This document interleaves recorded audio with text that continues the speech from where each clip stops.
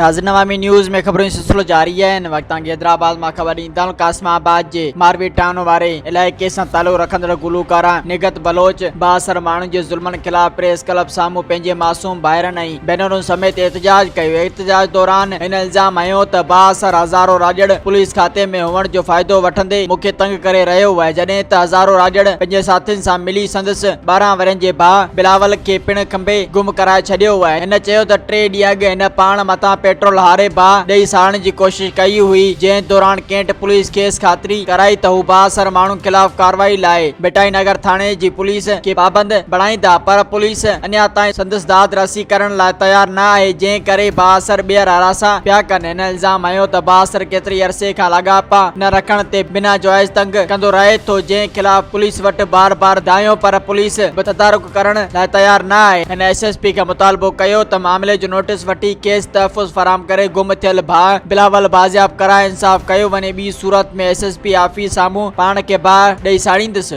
मज़ीद खबरों और तफसीलात के लिए विजिट करें हमारी वेबसाइट www.awamiNewsHD.com।